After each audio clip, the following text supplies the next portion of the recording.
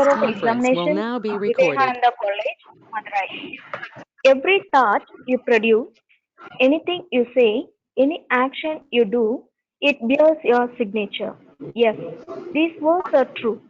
So today's resource person, he possesses internship in academic arena for 29 years. He directed many research scholars. He sit on many orientation, refresher courses, orbits and workshops. He involved in many investigations and research in many UGC projects. UGC assigned rupees 1,14,945 and rupees 74,467 for his education expedition to China and Singapore. He did a whole pitch more than 80 papers and propagated 91 articles in national and international journals in China, Singapore, Malaysia, and Dubai. He edited 3 books also.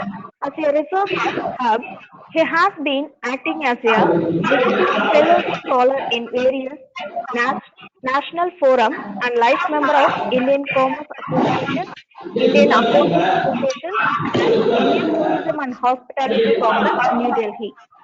Active in the advocacy group. He was a coordinator of Narayan IAS Academy in Vivekananda College and he adopted the nodal officer of ASH MHRD, New Delhi. Each of us have the right to be proud of your oneself. We are very excited to introduce our today's eminent resource person to the elite audience. Once again, I welcome you, sir. Thank you. Thank you, madam, for the introduction. Thank you, madam. Okay, we'll start the session now. Okay, we'll start the session. Okay, to what time I can continue, madam? 3 or 3:15. You can give the time so that I can cut short my presentation accordingly. Okay. Okay, sir. You can take up to 3. Okay, madam. Thank you, sir. Very good afternoon to all of you. The most respected principal of EMG Yadava Women's College, Madurai, the IQC coordinator, the learned faculty members of EMG Yadava Women's College, students of EMG Yadava Women's College, and the participants of this 2-day national level seminar on National Education Policy sponsored by NAC, Bangalore. It gives me an immense pleasure to meet you all online today to speak on the National Education Policy 2020, a digital transformation in education is a topic which we are going to discuss. I hope my presentation will help you to have an understanding about the education system being followed in our country. So my presentation today will be in 3 parts. The first, as I said, higher education in our country is doing well on par with advanced countries. The graduates from India are playing important roles across the globe. For that, the several committees appointed by the Government of India in the past have helped in shaping the system of our education, particularly the higher education. We see this, the screen. In the year 1948, soon after the independence, a committee was appointed under the chairmanship of Dr. S. Radhakrishnan called University Education Commission. That was the starting point in bringing reforms in the higher education system of our country. There are 3 phases we all must understand the need for changes in the education system of our country. The first National policy on education. The first reform, the important reform in the education system of our country was made in the year 1968 by the then Prime Minister Mrs. Indira Gandhi, based on the recommendations of Kothari Commission. The first national policy on education was implemented in our country. That's the beginning of the system, the reforms in the education system of our country. Then, after 20 years, the second reform was made in our education system in the year 1986. The national policy on education, based on the recommendation of Acharya Ramamurthy, and that time Rajiv Gandhi was the Prime Minister. That was the second time there was an attempt made to bring a massive change, reforms in our education system. And the present system is being implemented in our country is based on the recommendations of the National Policy on Education in the year 1986. Then after 34 years, today the present government is implementing a new education policy, national education policy, for which Dr. K. Kasturi Rangan was appointed the chairman, and based on the recommendations given by this committee headed by Dr. K. Kasturi Rangan, and the national education policy is now implemented 2020 after 34 years. This is a history. We all must understand why we must make changes in the education system of our country. This is the third important reform in the education system. In the present education system, there are some lapses, and all such lapses are now being rectified. For that, in the year 2016, T.S.R. Subramaniam, the former cabinet secretary, and he submitted a report to the government of India recommending several reforms through new education policy in the year 2016. All the recommendations were considered by the government of India, and in the year 2017,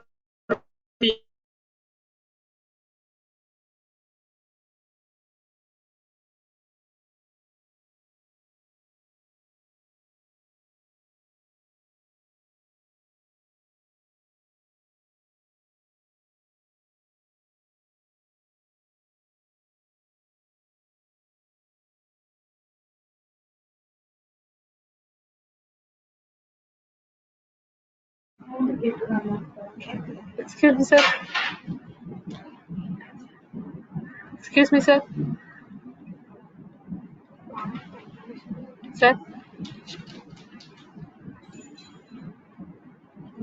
Sir. I couldn't hear you, sir.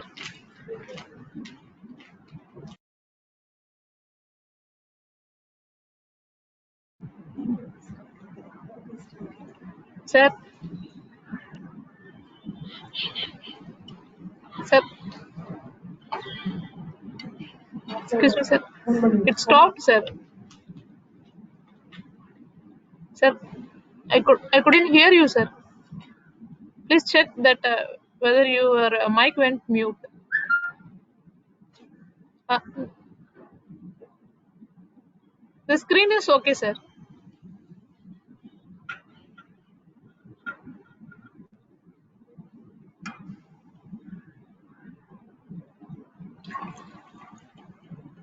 Sir, can't hear you, sir.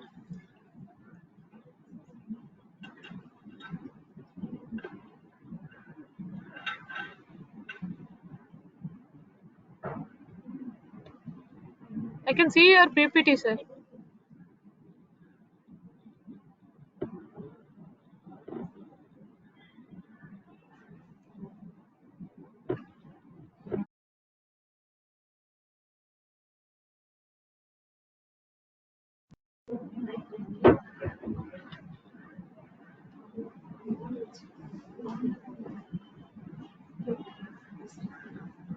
Sir பேசுறது கேக்குதா?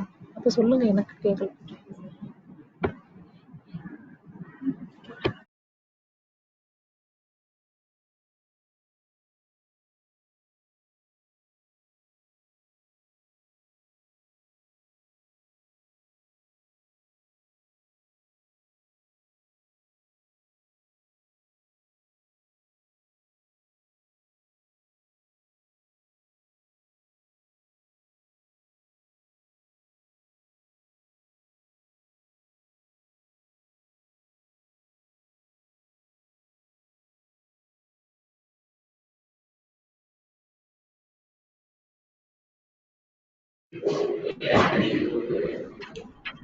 Sir, now it is okay, sir. You can share your screen again, sir. இல்ல mic off பண்ணிருக்கீங்களே என்னோட mic. இல்ல sir. Madam என்னோட mic of.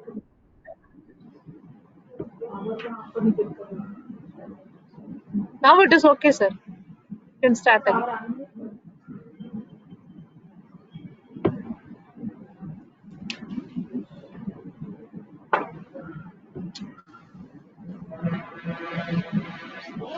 Sir, excuse me, sir. Please unmute yourself, sir.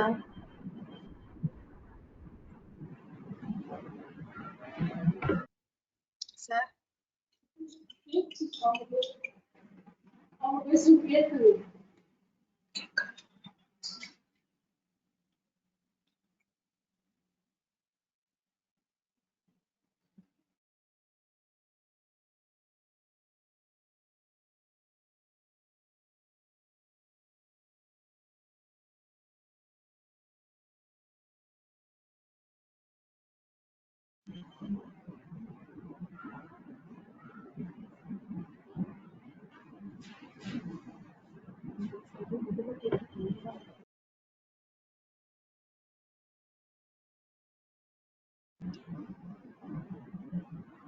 Sir. Hello, sir. Sir. Excuse me, sir.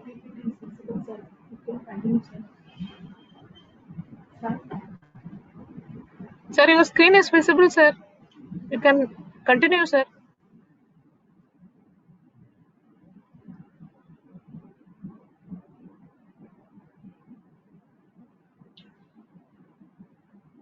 Sir.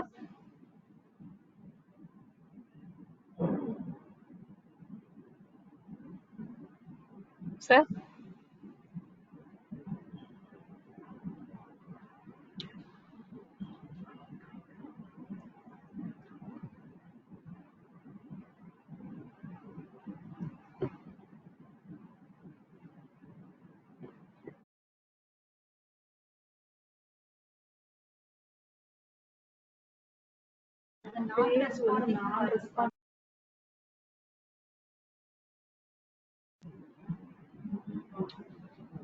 Hello, sir.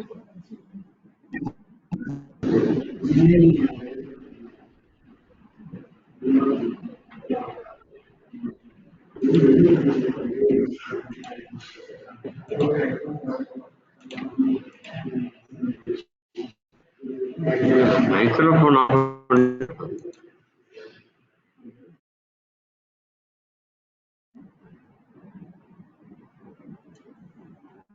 Sir.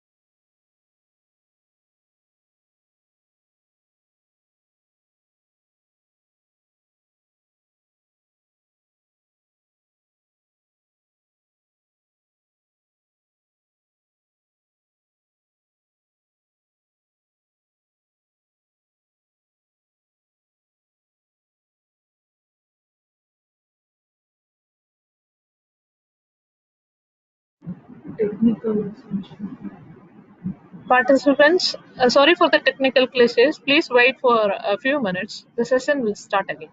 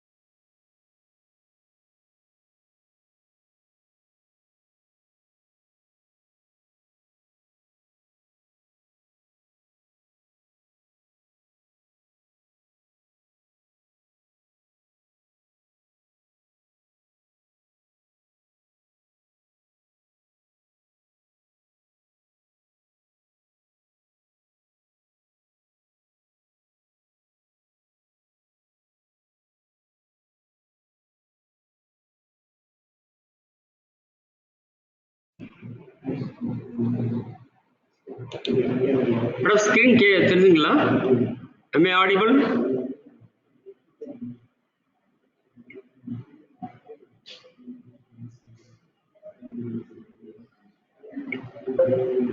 This conference will now be recorded.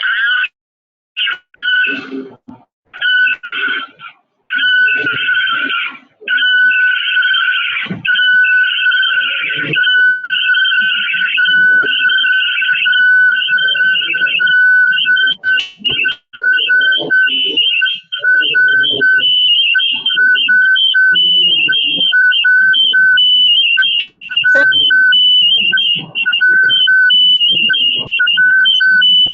sir, I think you are in two devices, sir. Kindly use microphones.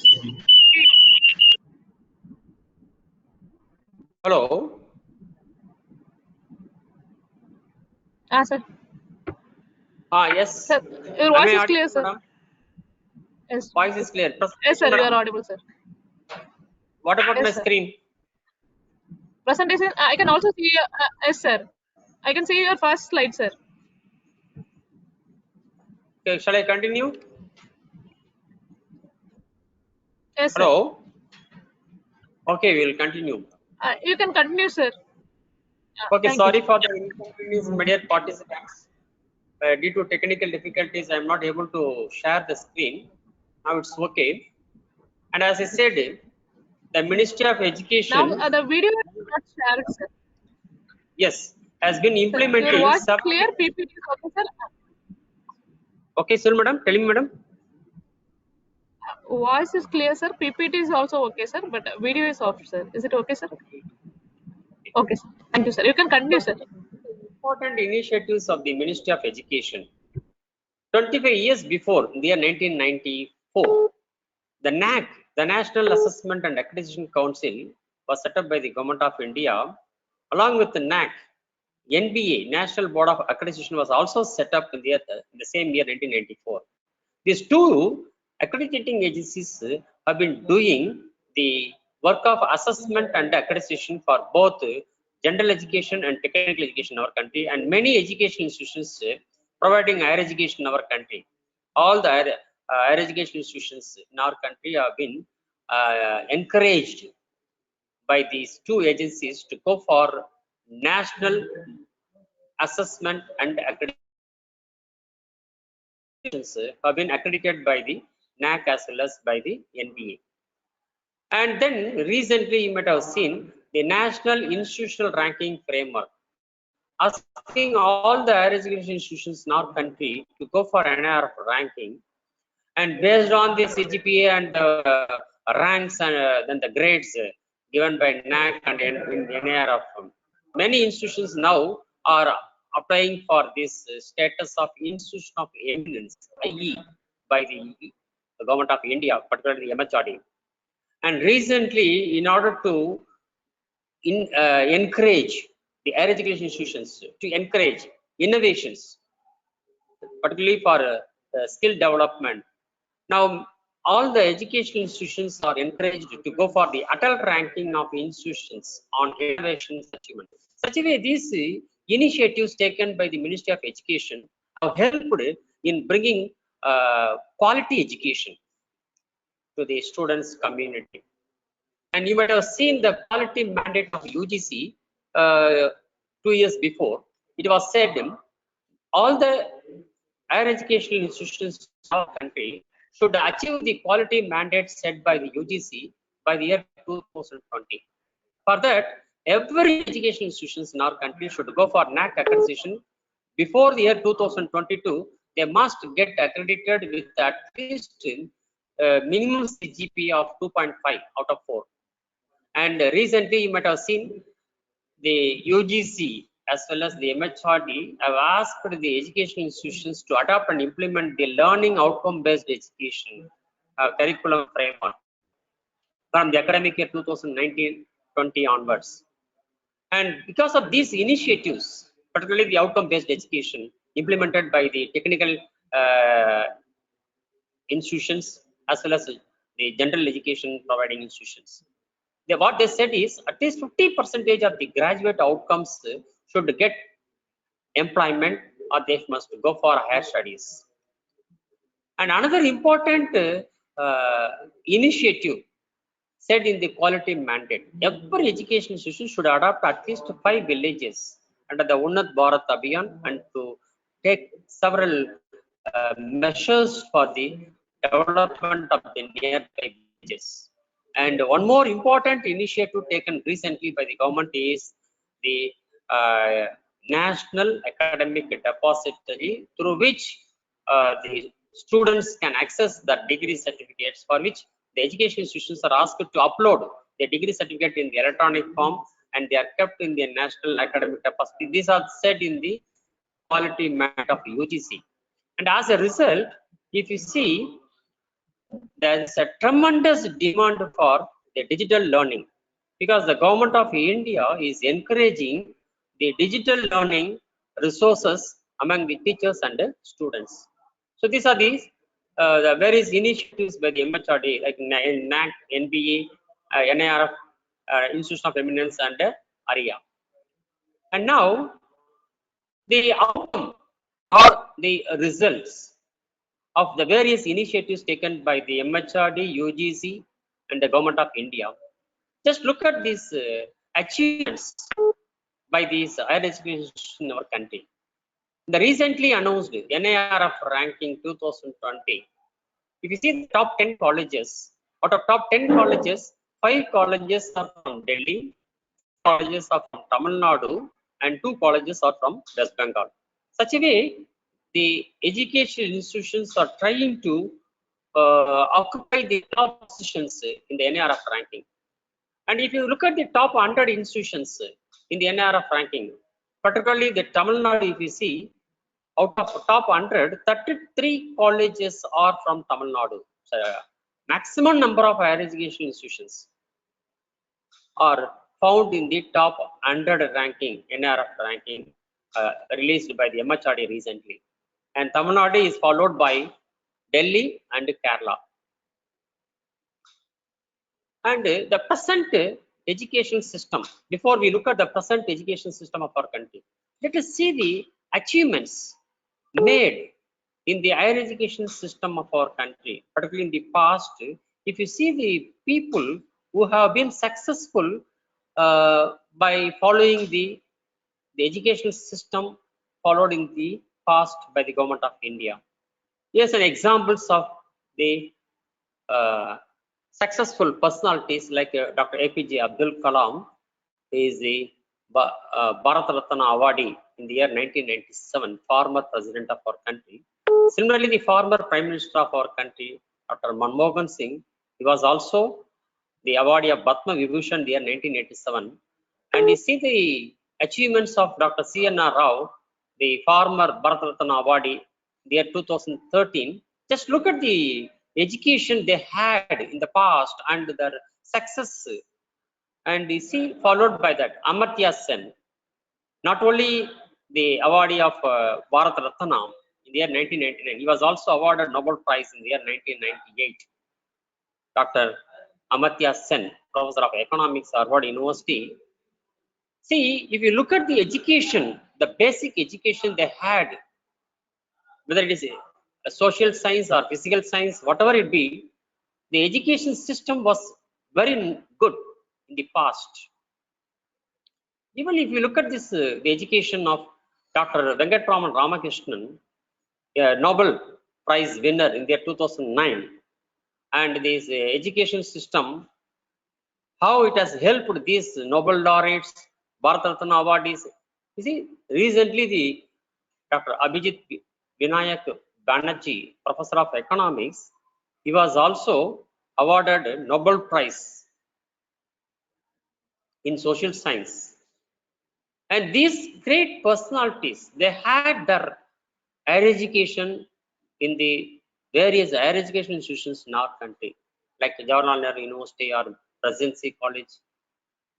So that way, the education system, which was followed in the past, helped many people to reach the highest position. And if you look at the higher education system at the present, and you know very well in the recently the COVID-19 pandemic has revealed the success in our education system. Are we ready to go for the digital education?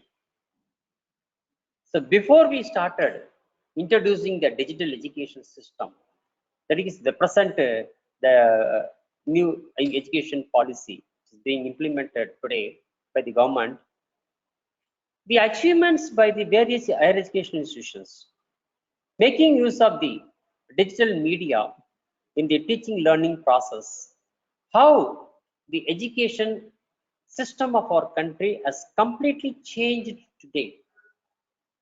So the present education system now is moving towards the digital education system. Such a way, we are reforming the education with the help of the digital media. If you see the words of Bill Gates, the technology coupled with the bold decisions will certainly help our country to achieve the inclusive growth so that we can improve the quality of health as well as the education. It was said by Bill Gates. And today, the government of India is taking all the measures to bring in the digital transformation in education.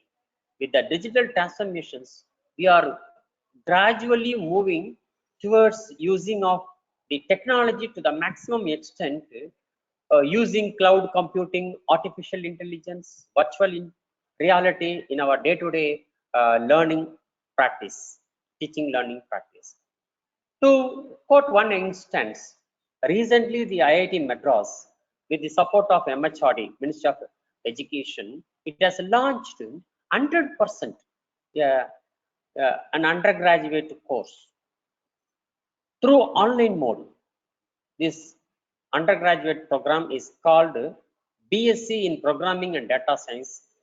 It is provided the online education to lakhs of people. You can access the system, and the IIT Madras has received a good number of admission during this academic year 2021. So many students have joined this BSc in Programming and Data Science along with the regular programs. So if a student has joined engineering in a college, he can also join BSc Data Science program offered by this IIT Madras. Such a way, the program is very flexible and accessible to all, not only India, even across the world. Such a way, the digital education will be playing a crucial role in our country in the years to come. It's an example. Similarly, as I said, we are just converting the present physical classroom into digital classrooms.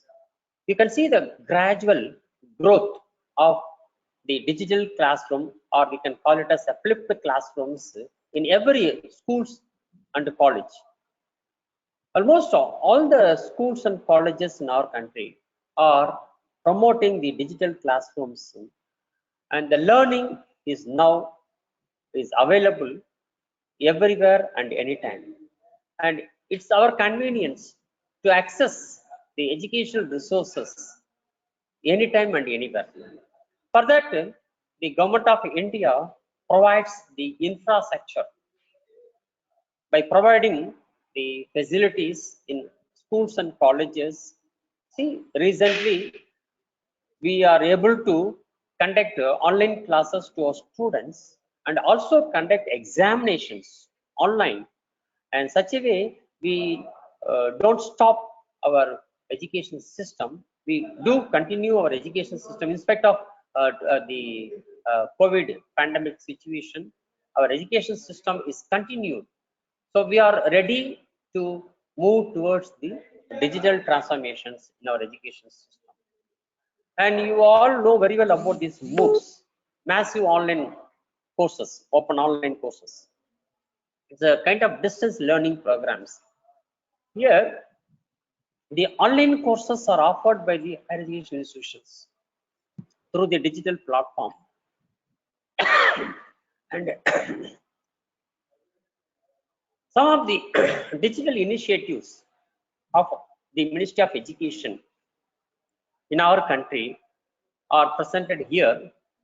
To start with the SWAYAM, Study Webs of Active Learning for Young Aspiring Minds, NPTEL National Program for Technology Enhanced Learning, the SWAYAM Prabha, National Digital Library, National Academic Depository, eSourcing.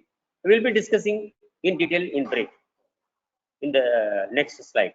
Operational Digital Board, Virtual Labs, eYantra, Campus Connectivity, Talk to Your Teacher, Global Initiative of Academic Networks Program, EPG Pathsala, Badal, DigiLocker,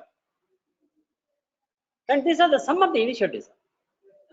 Here, one of the important digital initiatives of the Government of India is SWAYAM. And through this SWAYAM portal, around 7 IITs like Madras, Bombay, Delhi, Guwahati, Kharagpur, Kanpur, and Indian Institute of Science, IGNOU. So these are all the higher education centrally funded institutions and other even universities like Delhi University. So they are all offering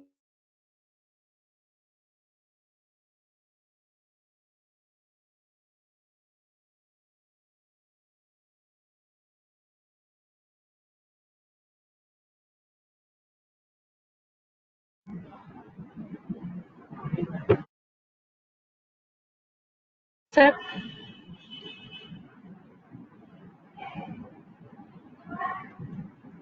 excuse me, sir.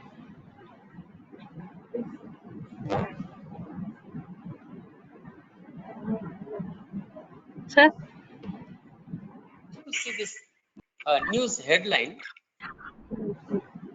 He completed 15 NPTEL courses. There is a boy called Pamir Roy.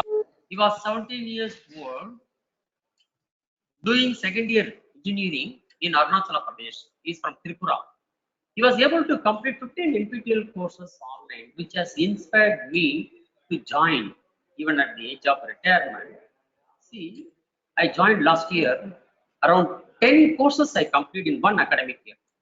Such a way, this boy has inspired me, and also he has inspired many students of the colleges to join the NPTEL courses. Pamir Roy. Similarly, this SWAYAM Prabha, it has 32 DTS channels are available 24 hours into 7. Using these GSAT 15 satellites, the educational programs are broadcast 4 hours a day each program, and it is repeated every day. Around 348,536 titles are telecast in this SWAYAM Prabha educational channels, DTH channels, for both school and the college students. So one can attend these programs It's a free of cost. It's a free of cost for the students. Similarly, as I said, in the year 1987, Government of India, throughout the country, it implemented a scheme called Operation Blackboard. In those days, blackboards were used in the classroom teaching learning. But today, the blackboards are replaced with digital whiteboards. For that, in the last year, February 2019, the Government of India, MHRD, has launched an innovative scheme called Operation Digital Board. This operation, around 2 lakhs digital boards will be implemented in schools and colleges. In almost all the classrooms, they convert the classroom digital classrooms with the digital boards. So now it is being used in every school and college in our day-to-day teaching learning process. And as I said, libraries, they play a vital role, and the Government of India has started this National Digital Library through which one can access the e-resources. So the e-resources, if you see this, not only the videos, video lectures, e-contents, e-books, e-journals, e-newspapers, and all the educational institutions are now part of this National Digital Library, and you can access the libraries of various universities and colleges through this portal called National Digital Library. And another important initiative is being in the country, the National Academic Depository. The degree certificates issued by the higher educational institutions now will be converted into digital formats, DMAT form, and you can access your degree certificates and mark statements through this depository. They will be kept in this depository, and the students can access to their digital degree certificates anytime and anywhere. For that, the National Academic Depository was implemented in our country. It's playing very important role to keep all the educational certificates in the digital form. And for that, the digital locker facility is now available, and you can access to your various e-documents through this digital locker facility. And this another important initiative by the Government of India is eSodh Sindhu. It was executed and being implemented by Inflipt Center and around 97 centrally funded technical institutes and 217 universities, 89 technical institutes, around 3,200 colleges are taking part in this initiative eSodh Sindhu. It provides access to e-resources to all the universities and colleges, including the centrally funded technical institutions. Around 10,000 e-journals are available. One can access even around 1,64,300 e-books are also available. Such a way, it provides the e-resources to the students and teachers of these educational institutions in our country. And another important initiative is the virtual lab facility provided to the students and teachers of higher educational institutions. So this virtual lab will provide the students to access to the experiments.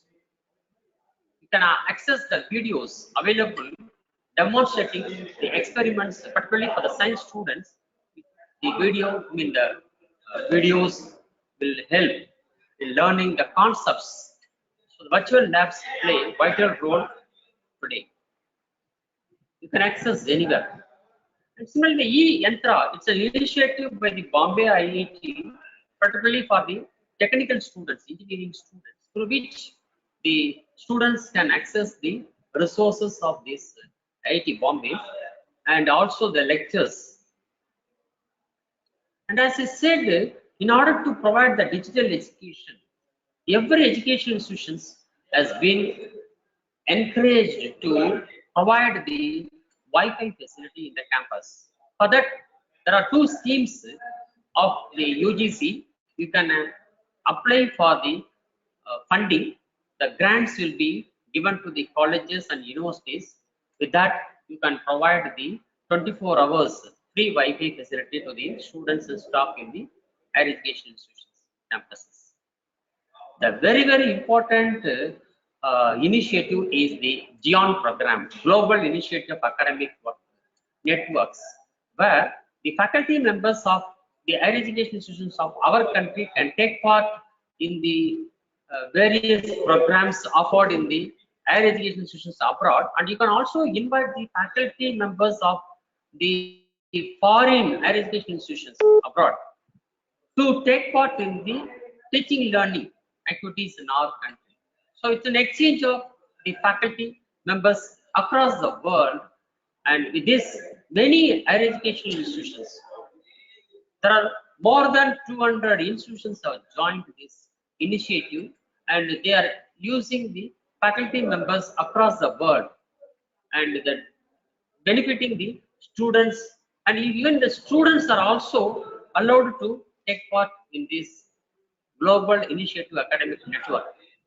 So now the students of India can access the faculty members of the foreign universities. Similarly, the students of foreign universities can access the faculty members of Indian higher education institutions.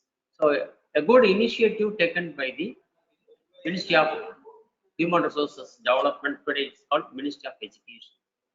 And as you know very well, the InflipNet library resources, particularly for research scholars, you can access to the e-books and e-journals, and all the e-resources will be made available to the students across the country with the help of this InflipNet. Similarly, for colleges, the students in every college, they can get this facility of a national library and international services infrastructure for scholarly content called Analyst. Access to the e-resources, particularly in colleges by the students and teachers. There are around 5 lakh users today using this Enlist facility in every higher educational institutions of our country. Similarly, the EG, PG, Pathasala, top tier teacher, particularly in IIT Bombay, the scholars, they can meet the students and clarify all the doubts through this initiative called top tier teacher. And another important thing is called Sakshat, another important initiative for the of the Ministry of Education. And today you all know very well the funding of higher education institutions, particularly for the students. The scholarships and fellowships are made available by the government through this single portal called the National Scholarship Portal, through which you can avail the scholarships and fellowships from the government. And as you know, conducting of examinations, you might have seen the exams are conducted now online. Here is an example. National Testing Agency has been conducting these examinations like NEET or JEE Main or this UGC NET. So all these examinations are now conducted online, and for that the National Testing Agency is playing a crucial role, and it has been a role model to all the higher education institutions how to conduct. Recently, during this COVID pandemic situation, we all conduct these online examinations, semester examinations. So how is it possible? It is because of this the model followed by this National Testing Agency, proctored examinations. Even the students can write the examination from home. Such a way, we have been growing in providing this education using this digital platform. And here is an example how the present education system is helping the students to come out successful in the life. Say for example, I have seen this news in the Hindu paper on August 5, 2020. A student called Purna Sundari from Madurai, at the age of 25 years, she is able to come out successful in civil service examination, IAS 2019 batch. She is a visually challenged student of Fatima College. She finished her BA English in 2015. And how the present education has helped the Purna Sundari to achieve this level.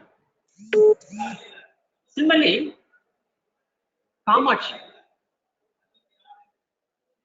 without going to college, the distance education, how the distance education has helped a student from a remote village to achieve this success. Kamachi now is selected as a DSP. She has come out successful in Group 1 examination, TNPSC. She studied her BA Tamil Literature through Madurai Kamaraj University in the correspondence. Being a married with 2 children, she is able to achieve this success. It is because of this, the flexibility in the present system. Even the distance education is also helping the students to achieve success in life. So, and another last one important example which I would like to share with all of you is Abdullah Khan.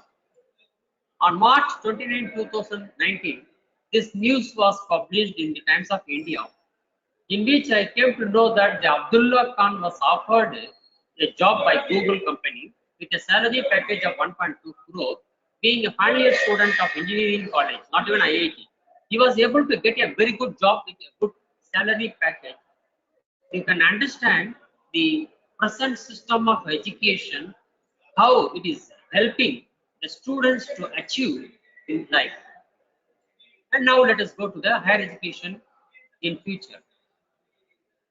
As I said in the beginning, the government of India at present wants to change the present education system, bringing in a new policy, National Education Policy 2020, in which it has said the students must have access, equity, quality, and affordability in getting the higher education system. For that, these 4 will play as 4 foundational pillars of this National Education Policy 2020.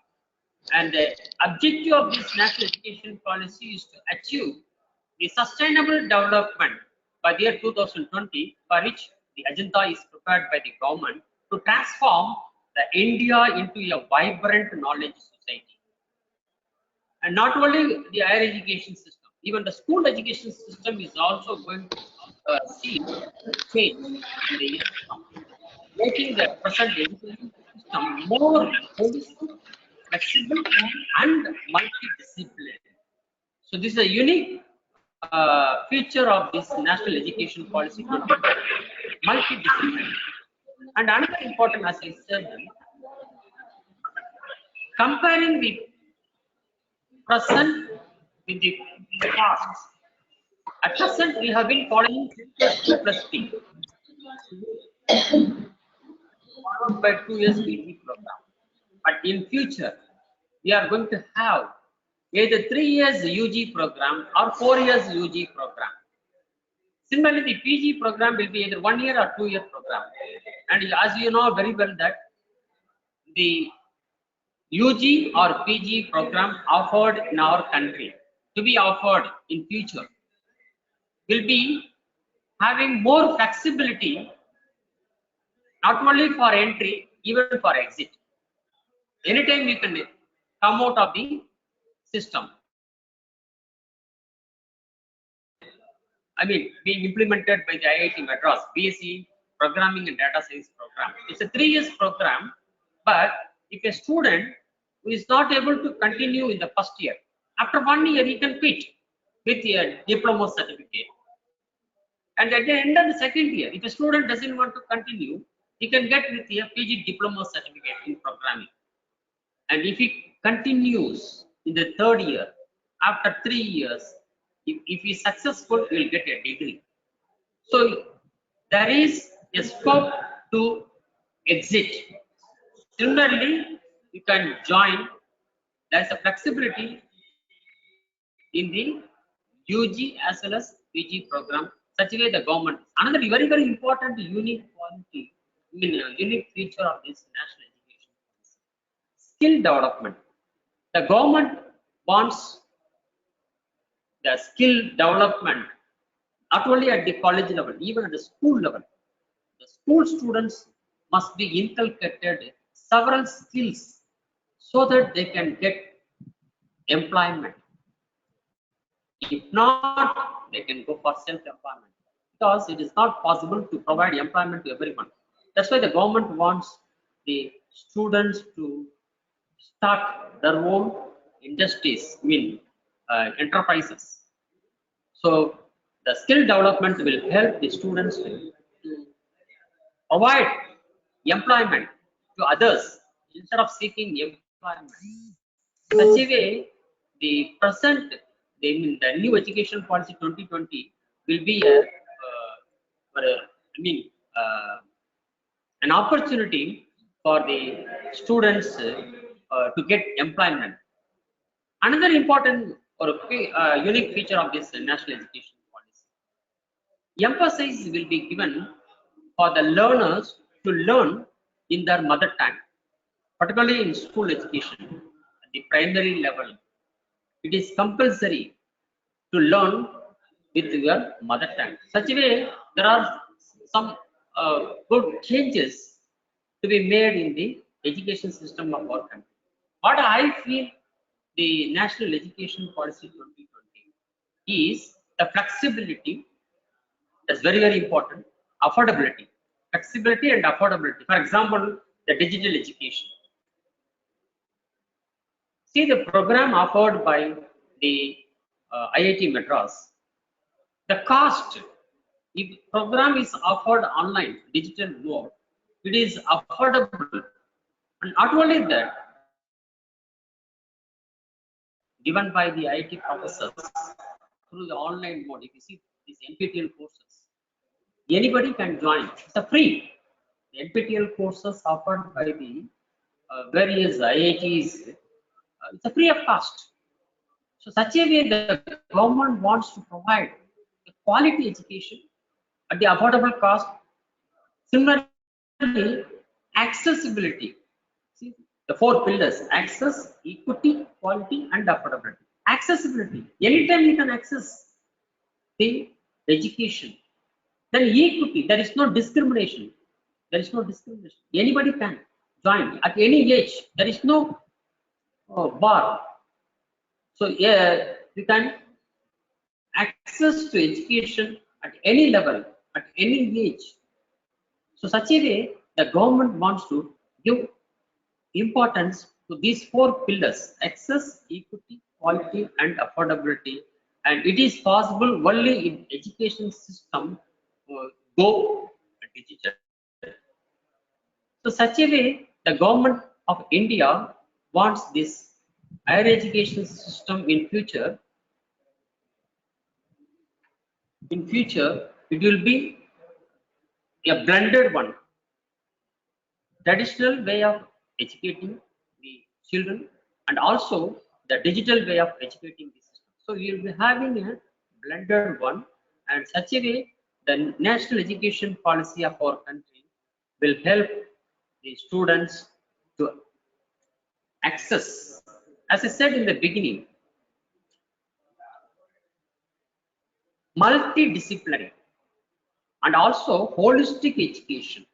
The unique feature of this national education policy, where you can have any higher education institutions which can provide across sciences, social sciences, humanities, sports. So we don't distinguish, we don't differentiate, we don't discriminate, whether it is technical institutions or arts and science or humanities like that.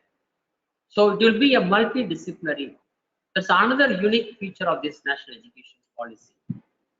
And another important the unique feature of this national education policy, as I said in the beginning, no hard separations between arts, sciences, curriculum. For example, I'll tell you easy example, the Sastra University. In Sastra University, where you can get technical education, you can join engineering programs, or you can law. You can also join law program, even commerce, BCom, or other courses, MBA programs, So like that, there is no distinction, there is no separation of arts, science, or curricular, extracurricular activities, or vocational, or academic, like that. So such a way, in the years to come, the universities and the colleges will be providing a holistic education in the years to come. So such a way, the new education policy is going to help in getting holistic education. One important feature we all should appreciate. Here we are going to avoid completely the rote memory, conceptual understanding. The students should be taught to understand the concepts. So the emphasis will be on conceptual understanding rather than rote memory for examinations. So hereafter we are going to remove the rote learning and the learning for examinations. And the emphasis will also be given for creativity and critical thinking and value educations. Already we have been educating the values for our children, but the new education policy is being more importance to inculcate the ethics, the human and constitutional values. Such a way we are going to give importance for, even for life skills educations. And with regard to assessment, recently the UGC has come out with an important document for assessment at the higher education level. The reforms to be made in the assessment. Now, the formative assessment will be given more importance compared to summative assessment. The weightage will be given for continuous internal assessment. Very soon you are going to see the weightage. Now at present you have the ratio 25:5 between internal and external. But in the years to come we are going to see the reverse. The internal test, I mean the formative assessment, internal assessment, continuous internal assessment will be given weightage of 75%. 60 to 75% weightage will be given for internal assessment. And only 25 to 40% weightage will be given for summative assessment, external examinations, for evaluations. Such a way, you are going to see a complete change in the assessment system being in our education system. And as I said, technology is going to play a very important role. The teachers in the teaching learning process will be asked to use the ICT to the maximum extent possible. So such a way, the national education policy is going to bring changes in the education system. And another important thing we all should appreciate about the NEP, where we give importance and respect for diversity and local context in the curriculum, pedagogy, and policy. And another important unique feature here is, though it is said the NEP is light, but actually if you read the document, you can see there is a tight regulatory framework so that we can ensure integrity, transparency, and resource efficiency. This is a very important thing at present we are lacking. So hereafter, you can see the integrity in the higher educational institutions. And similarly, the research. There's a separate foundation will be set up to look after the research. So the outstanding research is the ultimate motive of this NEP 2020. And as I said, the continuous review of progress by the educational institutions. At present, NAAC assessment is made every 5 years. We go for NAAC accreditation. Like that, there will be continuous review of the progress made by the every educational institutions by experts. It will be mandatory. As I said in the beginning, the quality mandate of UGC has said every education institution should go for NAAC by the year 2022. Otherwise, you will not be allowed to continue. So government such a way has made it mandatory the accreditation by every higher education institution to ensure quality education. And hereafter, the education will be considered as a public service. See, another or a unique feature of NEP 2020, where the education is treated as a public service. Even if you see the Subramanian Committee, one of the important recommendations said by Subramanian Committee, I read in that report, like All India Civil Service, and as you said, All India Service. The education should also be given a status on par with other civil services. For that, All India Education Service, IES, Indian Education Service, must be set up. Indian Education Service must be set up. It was one of the recommendations by Subramanian Committee to the Government of India. Very soon we are going to have IES, Indian Education Service, on par with IAS, IPS, IFS, like that. So the education will be considered as a public service. And another unique feature in the NEP, as I said, the education should play an important role in the years to come, where 6% of our GDP will be invested in education. 6% of the GDP. A substantial investment will be made so that we can have a strong, vibrant, and public educational system in the years to come in the future. So the Government of India is planning to implement the following. By the year 2040, all the higher education institutions will become a multidisciplinary institutions with around 3,000 plus students. And by the year 2030, at least one large multidisciplinary higher education institution in every district. And by the year 2035, the Government of India wants to increase the gross enrollment ratio from the present 26.3% to 50%.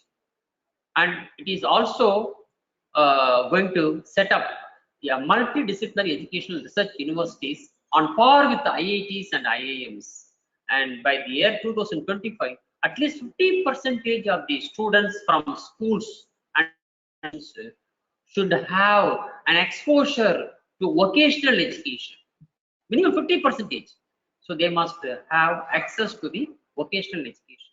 And such a way, the Government of India is trying its best to give a quality education in the years to come. And a complete revamping of curriculum, pedagogy, assessment, student report will be taking place in the years to come.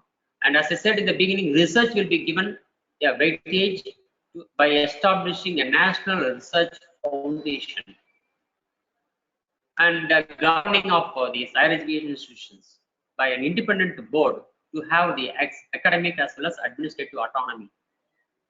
And as I said, we are moving towards a multidisciplinary higher educational institutions, universities and colleges in the years to come.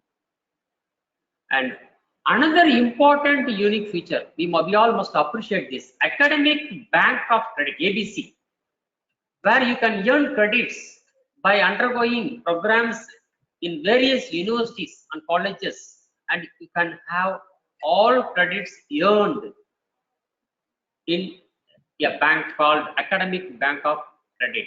So the ABC will be established by the government very shortly. And as I said in the beginning, National Scholarship Portal will be expanded to provide financial support to students of various groups in categories like SC, STs, OBC. Then another important thing, as I said in the beginning, the B.Ed. Earlier at present, the students, if they want to go to school as a teacher, you have to do 3 years BSc degree and 2 years B.Ed, 5 years, 3 plus 2, 5 years. And now it is replaced. Recently, you might have seen the Gandhigram Rural Institute has offered a program 4 years BSc with B.Ed program. Okay, it's a specific subject specific program, and it is an example for this 4 years integrated B.Ed program, BSc B.Ed, like BA B.Ed.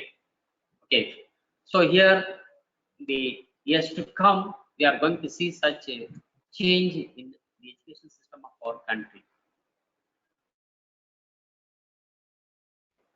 Unique feature of this NEP, I would like to mention here, a national mission for mentoring. That's a very, very important one for mentoring with a large pool of outstanding. There retired teachers, the senior professors. So the outstanding teachers who have retired will be called, will be invited to take part in the education system, contributing their experiences, sharing their knowledge. So with that, the government of India is going to bring in a national mission for mentoring. It's a very important initiative. Is going to come in the years to come. And as I said in the beginning, the online education and the digital education will play a crucial role in the years to come. And as I said, one more important thing, the Indian Institute of Translations and Interpretations, IITI, will also be set up to assist the higher education institutions to teach in the recently, held parliament meeting. You might have seen the words of the Prime Minister. What he said is, even the medical colleges and engineering colleges, technical institutes, where the engineering and medical education will be taught in mother tongue. So such a way, the mother tongue, the local language will be used as a medium of instruction, not only in schools, even at the higher level, the higher education institutions. So he said, medical education, engineering education now will be in mother tongue or local language. That's what our Prime Minister has said. So this way, the national education policy is going to bring several changes in the education system to make the education system on par with the education system of other countries. We are going to invite foreign universities.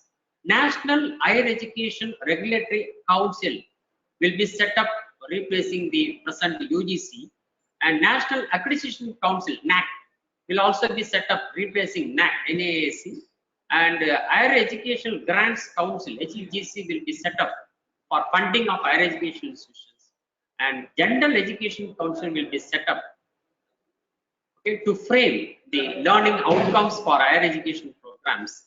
So such a way, the regulatory agencies will be set up by the government of India to act as independent and empowered bodies to regulate, to accredit, to fund, and to set the academic standards of our higher education institutions in our country. So these are all some of the other initiatives. One important initiative, by the year 2035, the present educational institutions which are being affiliated to several universities. Now the affiliation system will also be phased out in another 10 years, and each institution will become an independent board of governors. Such a way, the changes are going to take place in the years to come. So we hope the country is going to see many changes in the education system, and in brief, the education will be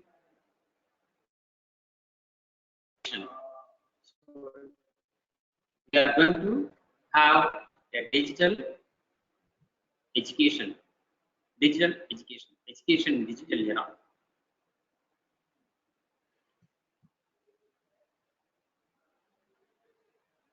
So I take this opportunity to thank the organizers and also the participants to share some of my views on the education policy 2020, how past future of our education.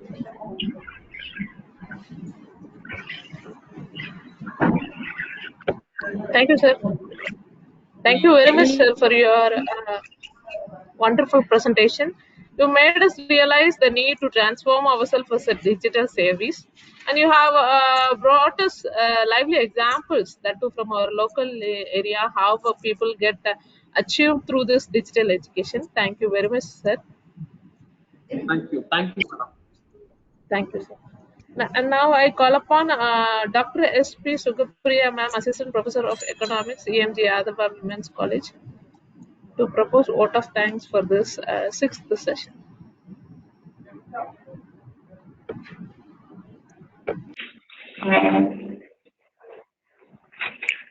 I'm very humble and honored to be the one closing remarks and giving vote of thanks in such a distinguished and intellectually stimulating gathering. Our resource person, Dr. Karthikeyan, shared his expertise entitled NEP 2020 Digital Transformation in Education has enlightened and inculcate deep insights into us and let out some interesting facts. From this session, we have learned about how the education transforming into the digital transformation. What are the initiatives taken by our government and UGC for the digital transformation in education, and how we have to access the sources available for the upliftment of and welfare of both students and teachers, and how to create opportunities for the prosperity and well-being of the students. You have given prevailing example of victories through his digital scenario. He was a very illuminating and instructive. This opportunity will be a great help towards our academic field. We are really enlightened with your knowledge and presence amidst his industrious schedule. Thank you, sir. Thank you for the opportunity, madam. Thank you, participants.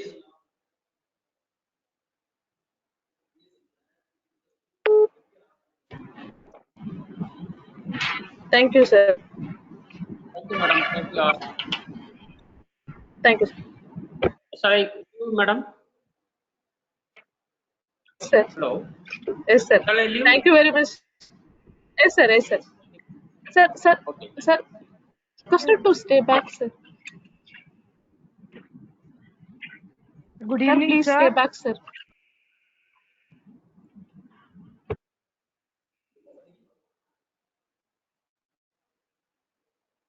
Good evening, ma'am. Good evening. Good evening.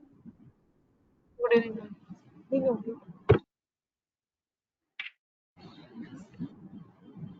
So, moving on to the concluding part of the national seminar on national education policy, the valedictory session.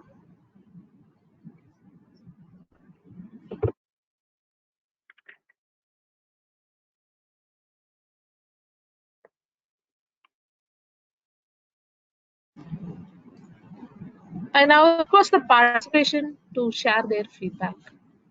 I request participants can give your feedback by unmuting your audio. Participants, please.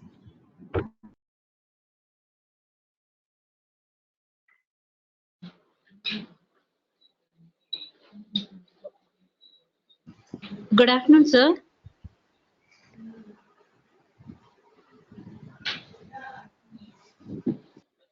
Good afternoon, sir. If you can also on your camera.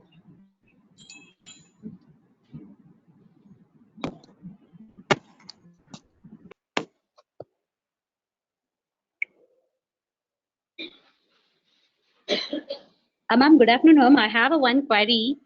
Shall I ask, ma'am?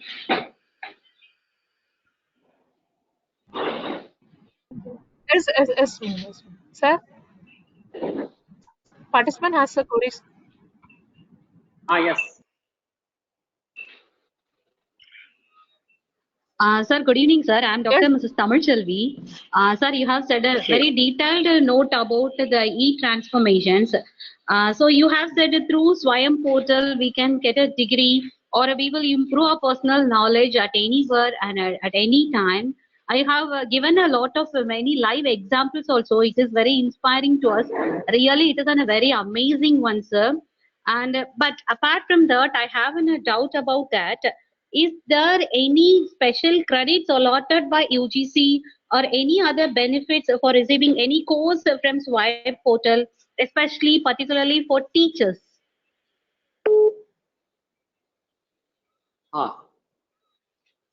The credits earned, what you have, the credits earned by undergoing these NPTEL programs. For example, if it is a FDP program, faculty development program, the teachers will be given weightage in the case of career advancement.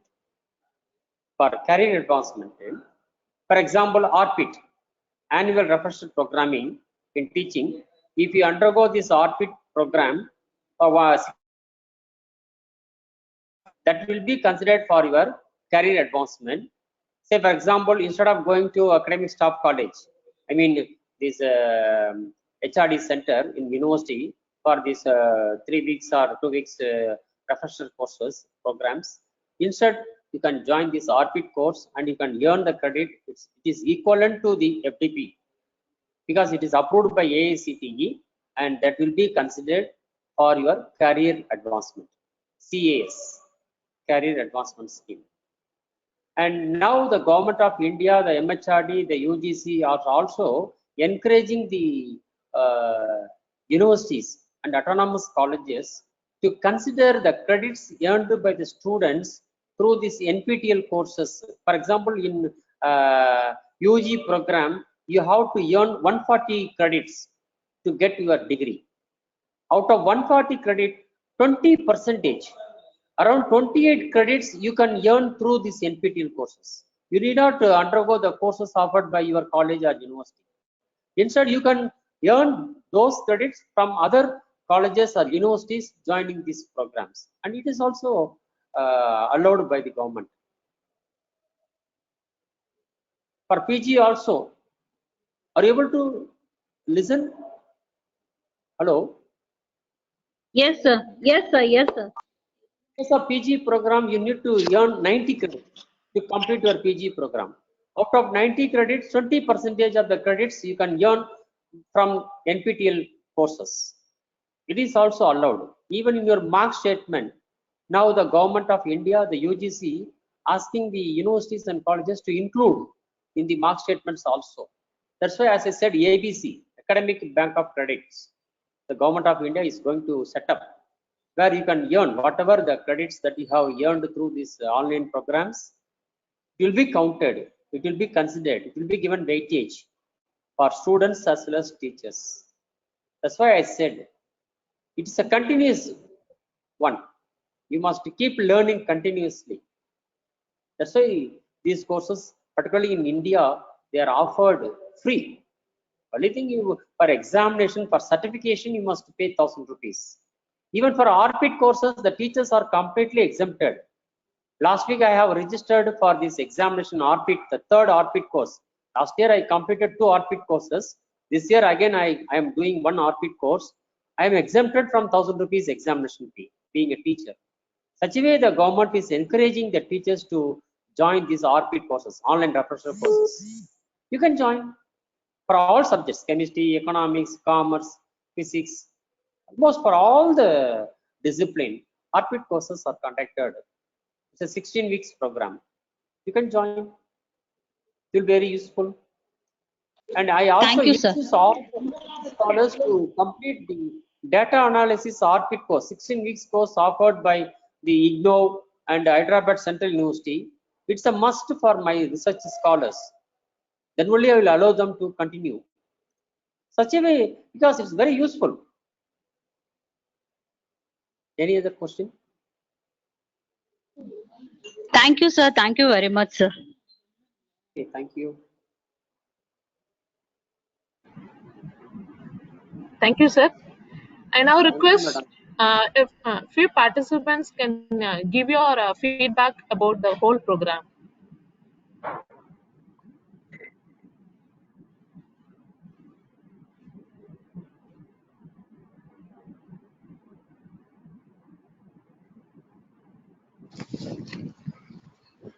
The whole program was very informative, and the new educational policy, which has excluded with it many new terms, which gives merits, and some of them are under discussion. And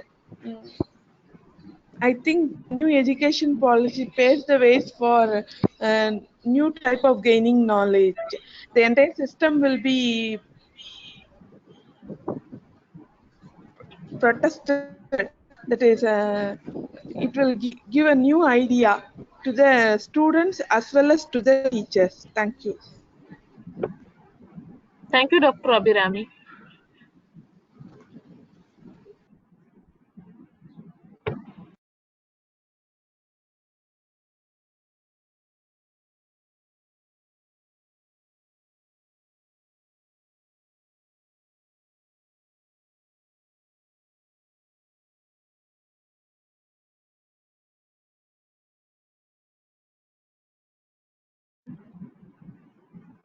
Anybody else from outside participants?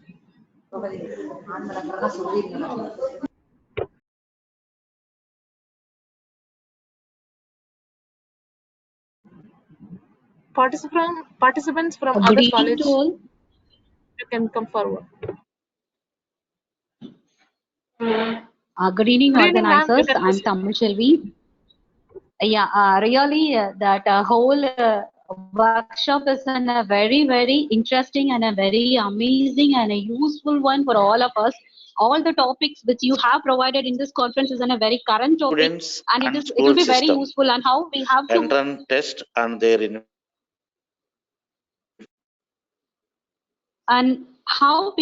use the availability of the sources to the welfare of the both faculties and students. Really, it was a very informative, and thank you for the management, principal, and organizers to organize such a wonderful workshop like that. Thank you, ma'am. Thank you. Thank you, ma'am. And Professor Ragesh posted in the chat box that he had an opportunity to learn deep about NEP 2020 in this goal-oriented webinar. Thank you, sir. Thank you for your compliment. Muthulakshmi madam தமிழ்ல பேசலாமா? Yes, Feedback. yes, ma'am. Yes, நன்றி. Proceed. இரண்டு நாட்கள் நடைபெற்ற இந்த அருமையான கருத்தரங்க நிகழ்வு புதிய கல்விக் கொள்கையினுடைய தாத்பரியத்தையும் செய்திகளையும் கருத்துக்களையும் மிக சிறப்பாக ஆசிரியர் பெருமக்களுக்கு எடுத்து கூறியது. எல்லா செஷனும் ஆங்கிலத்திலேயே இருந்தாலும் ரொம்ப எளிமையா அனைவருக்கும் புரிகிற மாதிரியான கருத்துக்களாக அமைந்திருந்தது. புதிய கல்விக் கொள்கை பற்றிய நல்ல புரிதல் கிடைத்திருக்கிறது. எல்லாருக்குமே உண்மையிலேயே நல்ல புரிதல் கிடைத்திருக்கிறது. இந்த ஒரு அருமையான நிகழ்வினை ஏற்படுத்தி கொடுத்த நம் நிர்வாகத்தினருக்கும் முதல்வர் அவர்களுக்கும் ஐக்யூஏசி கோஆர்டினேட்டர்ஸ் அனைவருக்கும் எங்களது மனமார்ந்த நன்றியை தெரிவித்துக் கொள்கின்றோம். நன்றி.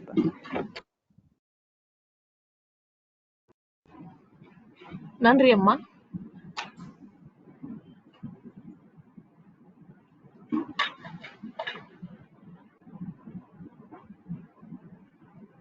Thank you, professors, for your nice words, and we had a really good appreciation and good word of feedbacks. And now I would like to invite our principal madam, Dr. Mrs. V. Puspalata, to deliver the valedictory address. Madam, please. Thank you, Muthulakshmi. Thank you, Muthulakshmi. Thank you, ma'am. First of all, I would like to pay my respect and honor to the Secretary, Mrs. EMGS Indrani Amma, the eminent President, Mr. EMGS Potraja, the governing body members, my sister crews, Mrs. Sivahama Sundari, the Vice Principal and the Self-Finance Director, Mrs. Vidya Arun, and Brother Admin, Evo Sundarajan sir, and all the faculties of my esteemed institution, and all the faculties who have come forward from other institutions also. I would like to welcome one and all for this occasion, and I would also place my respect and regard to the eminent professor, Mr. Dr. Karthikeyan sir, who is the assistant professor of commerce, and he has been the dean and the controller of Vivekananda College. He has been associated with our college in both academics and non-academic areas for the past few years. And I have a very good rapport with sir, where he used to pick up the phone at any moment to make certain clarifications regarding the academical area. So I would make my special regards and welcome to Karthikeyan sir at this point. We welcome you, sir. And as far as the seminar is concerned, we are all very new to the new educational policy.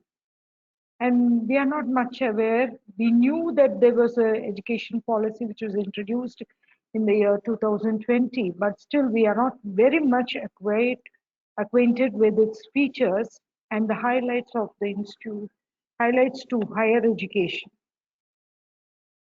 It is a very big random change in the educational policy, which lays its highlight in the scientific mode. For example, when we are learning a subject, for example, when I talk about my commerce, all these days, the people have been, everybody have been learning it is in the theoretical aspect. We do learn something, we mug up something, we vomit something in the papers, we get marks, and with that, you cannot say, for example, if you can take me itself, you cannot say that I have mastered the subject. I may have a degree that is called as a Masters of Commerce, but still, in the practical arena or in the industrial area, when you put forth my degree, I do not have anything as such as an industrial knowledge. So what is the real impact of education? The real impact of education is it has to have an academical and industrial bondage, which drives us to the real industry. But that was lacking in the previous educational policies. I do not say that it entirely lacked the system, but still there was not much importance given to the application part of education. So this new policy has laid its stress much on the scientific approach, and it has also helped us out to challenge the global educational scenario. So it is being framed in such a way that we are able to challenge with the global quality of education.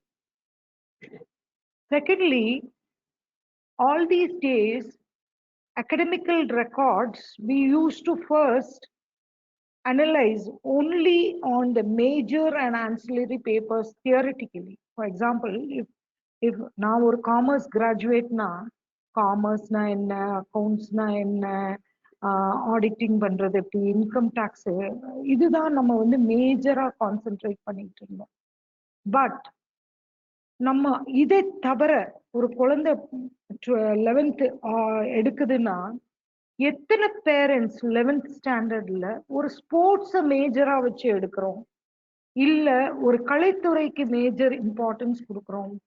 இன்னைக்கு இருக்க கலாச்சாரமே எப்படி இருக்குன்னா, right 10th வரும்போதே அடுத்தது +1ல என்ன எடுக்க போறோம் அப்படின்ற ஒரு தாட் பேரண்ட்ஸ்க்கு முன்னாடியே ப்ரீ பிளான்டா வச்சுக்கிறாங்க.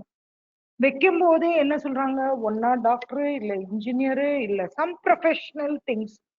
People always concentrate mainly on the arenas which are very highlighted. How many people do think that the parent வந்து தன்னோட குழந்தை ஒரு ஸ்போர்ட்ஸ் பர்சனா வரணும், ஒரு பெரிய பாடகியா வரணும், ஒரு பெரிய டான்சரா வரணும்?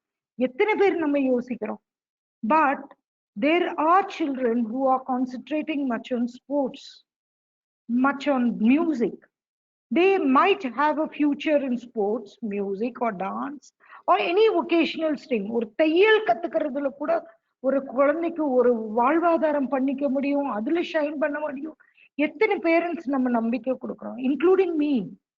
When my son passed his 10th standard, my mindset was he has to be a doctor. We just rely a doctor can have a good status in the society, or he can earn much, he can have a better future, he can enjoy all royalties.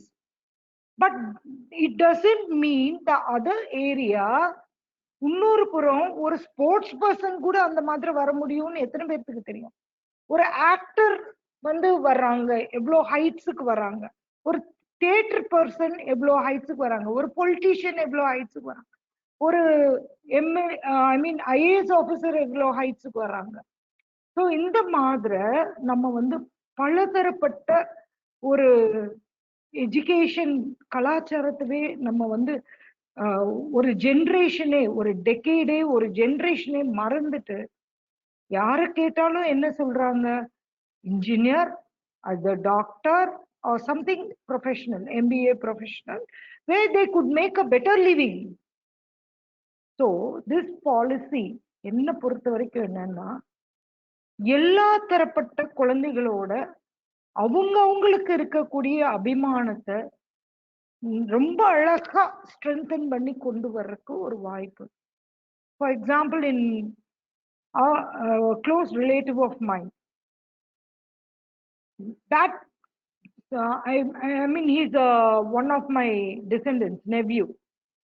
So whenever I ask him, he used to tell me, I just don't want to slog like your son, auntie. I just want to be very calm and relaxed. I'm going to just take BA economics and I want to do IAS. Or I just want to relax myself. I want to do some MBA. Let me concentrate on construction of houses. கன்ஸ்ட்ரக்ஷனுக்கே ஆர்கிடெக்சர்னு ஒரு கஷ்டமான ஒரு course இருக்கு.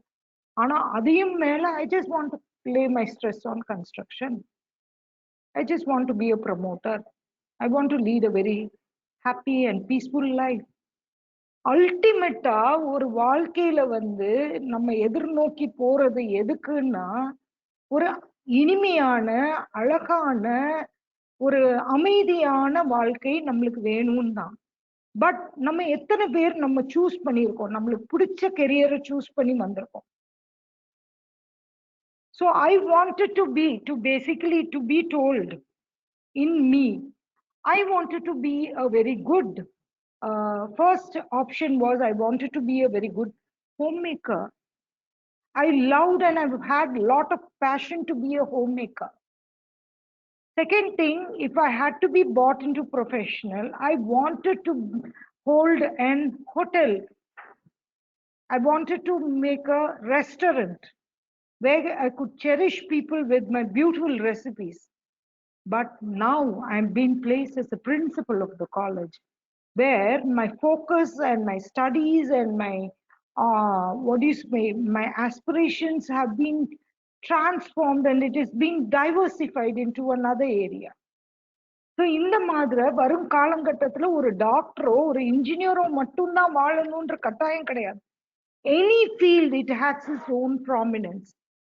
So I feel this NEP 2020 has driven the graduates into industry, and not only that, it has also laid importance on all the arts, music, vocational streams, many language learning, so that you can go abroad, you can challenge the global scenario. இன்னைக்கு எப்படி இந்தியால முழுவதும் ஒரு யுனானிமஸான syllabi and system வரப்போதோ, அது மாதிரி ஒரு 10 வருஷம் கழிச்சு it will be globally equalized. So அந்த ஸ்டாண்டர்டுக்கு இது வரைக்கும் நம்ம சேலஞ்சே பண்ணல. மதுரையை தாண்டி நம்ம சிலபஸ் வந்து இன்னும் ஹைஃபைக்கான காலேஜஸ் பார்க்கும்போது வாட் வி ஃபீல் இஸ், இதை விட காம்படிட்டிவா இருக்குமோ, டஃப்பா இருக்குமோ, அந்த சிலபை கொஞ்சம் டைல்யூட் பண்ணி நம்ம பிள்ளைங்களுக்கு வச்சுக்கலாம் அப்படின்னு நம்ம நினைச்சிருக்கலாம். But this system when it comes to implementation, it will direct us and it will also help us to challenge the global scenario. People are coming, scholars are coming up nowadays. They are coming out in flying colors. They are doing all research programs. We were not trained. We were not given that exposure to learn what it is. So when it comes as a system, educational system, and when it is made mandatory for us to enter into, in that stage, we can also explore it, observe it, and we can also shine in the international arena. We can also feel many Indians coming out in flying colors in the international ground. So what I feel is it's an absolutely good system. And when we had made an appeal to the NAC for sponsoring the opportunity for us to conduct a NAC seminar in NEP. It was immediately sanctioned, for which I have to thank Dr. Shyam Sundar, the coordinator and advisor of NAC Southern Zone. We thank you, sir. And I have to thank all my faculty members, the IQAC coordinators who have been working all this 2 days in bringing this seminar a grand success.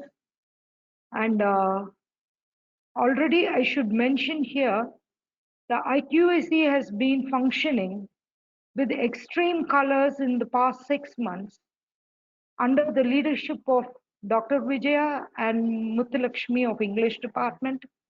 At this juncture, I would like to appreciate both of them who have been slogging along with me in all my endeavors regarding IQAC. And also all the criterion heads who have been working hard and reporting to me every day. I take this as an opportunity in order to appreciate and congratulate all the all the criterion heads for this. And I also thank the management and all the governing body members and all the management members for giving us a beautiful opportunity for the past 2 days in conducting this seminar. Thank you one and all. And I pass over the session to Vijaya.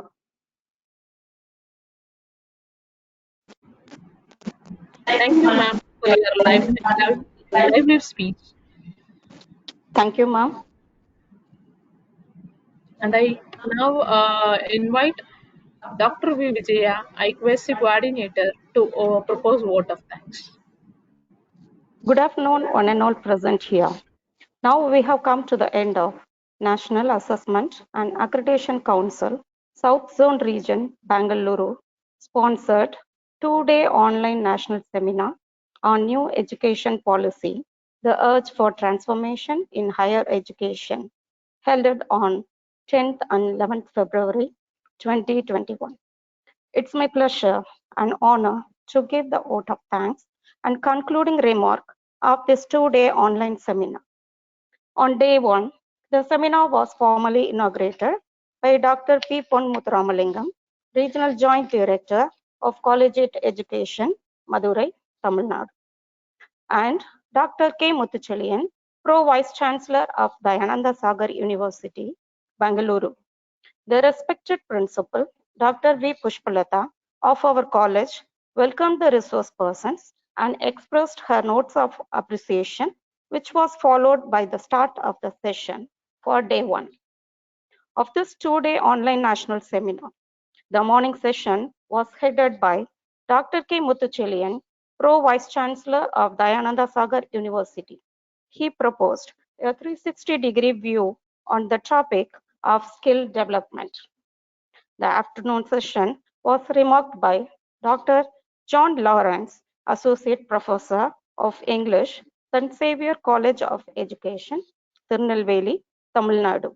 He has given his elaborate ideas on the topic Teacher Education in NEP 2020, which was followed by Dr. S. Sudhakar, Professor, Department of Biotechnology, Manonmaniam Sundarnar University, Tirunelveli, Tamil Nadu. He has given his ideas on the topic NEP, the new paradigm in research and innovations. On day 2, 11th February 2021 morning, session of this national seminar was started with a special discourse on the topic Curriculum Designing for NEP by Dr. P. Baba Gnanakumar, Professor, Director, Center for Consultancy and Corporate Training, Krista Jayanti College, Bangalore, Karnataka. And the afternoon session was headed by Dr. K. Karthikeyan, Associate Professor of Commerce, Dean and Controller of Examination of Vivekananda College, Thiruvegadam West, Madurai, Tamil Nadu. He explored his views on the topic NEP 2020, a digital transformation in education. Later, followed by the paper presentation by the participants.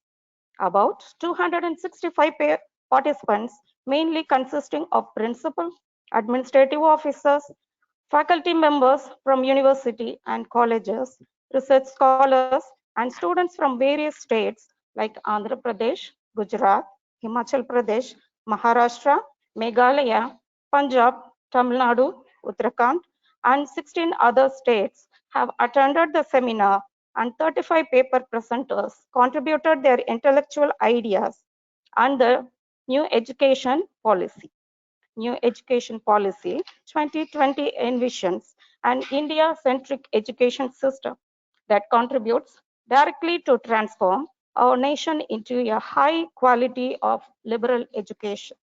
This seminar has formulated the stakeholders to realize the urge to formulate for this educational reformation. The online seminar provided platform for enlightening the pedagogy of educational system.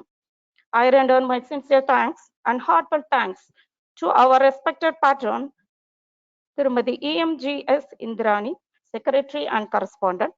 Thank you so much, Amma, for your kind motivation. Thiru EMGS Pothiraja, President, thank you so much for your constant support, sir. I feel honored and privileged to thank our Board of Directors, Thiru EMGS Pothi Gopalakrishnan, Governing Council Member, and Thiru EMGS Arun Pothiraja, Governing Council Member. Thank you, sir. I am greatly honored to thank our respected Chairman, Dr. V. Pushpalata, Principal, for all her words of appreciation and motivation.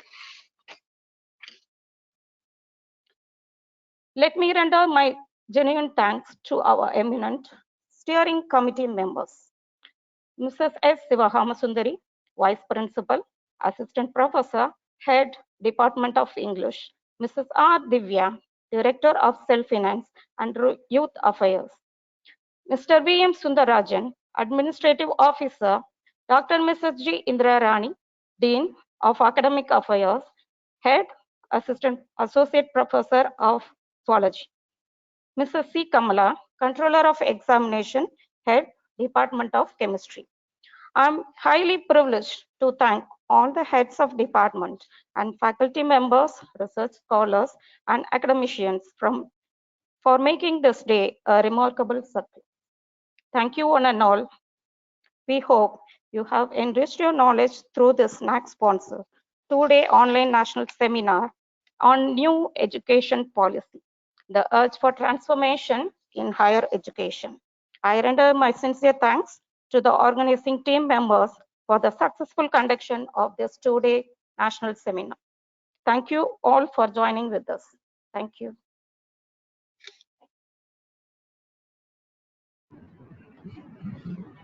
Thank you very much, ma'am, for bringing together all the things in one. Thank you. Thank you, Muthulakshmi.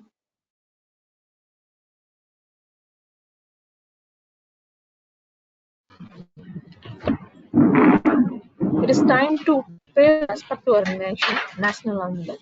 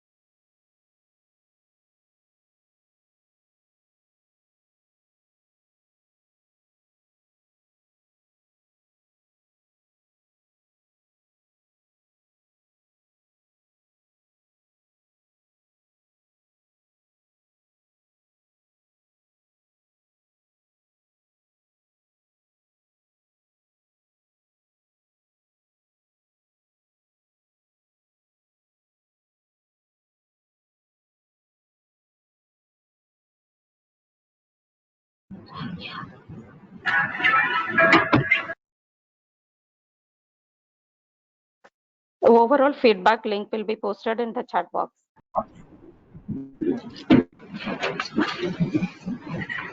For paper presenters, we will send the certificates individually along with the proceedings.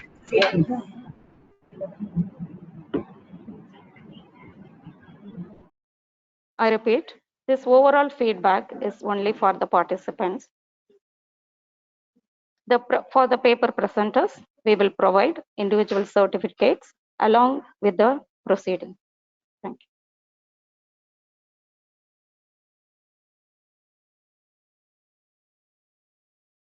you.